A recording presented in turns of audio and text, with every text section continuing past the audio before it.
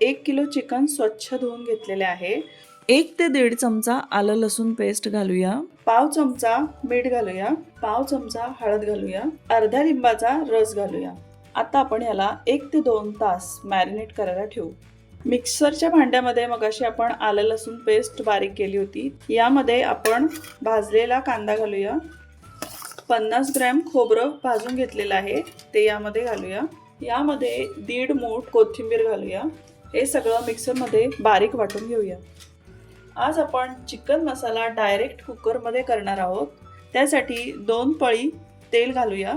गॅसची फ्लेम मीडियमवर आहे. यामध्ये आपण 2 ते 3 पाकळ्या चक्री फूल, 1 ते 1.5 इंच दालचिनी, 2 ते 3 लवंगा, 2 ते 3 काळ्या मिऱ्या, 1 हिरवे विलायचीचे दाणे घालूया.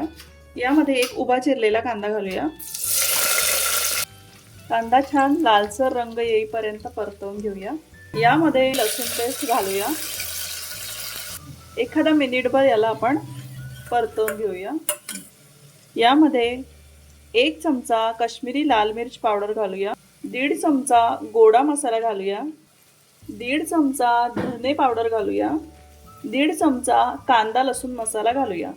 तेलावर मसाला छान भाजून घेऊया. भाजलेलं खोबरं, भाजलेला कांदा आणि कोथिंबीर याचं वाटण करून घेतलेलं आहे ते यामध्ये घालूया.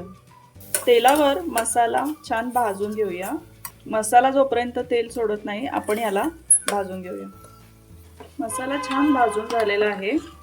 मॅरिनेट केलेलं चिकन आपण यामध्ये घालूया. मसाल्यामध्ये चिकन छान परतवून घेऊया. 2 ते 3 मिनिट छान चिकन वाफवून घेतलेलं आहे. यामध्ये आपण 1 फुलपात्र एवढं गरम पाणी घालणार आहोत. चिकनला खूप छान मसाला लागलेला आहे. आता आपण कुकरचं झाकण बंद करूया आणि 2 ते 3 शिट्ट्यामध्ये चिकन आपण शिजवून घेऊया. कुकरच्या 3 शिट्ट्या झालेल्या आहेत. चिकन मसाला तयार झालेला आहे. आपण कुकरचं झाकण काढूया.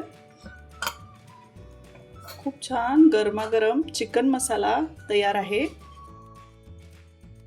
गरमागरम चिकन मसाला सर्विंगसाठी तयार आहे.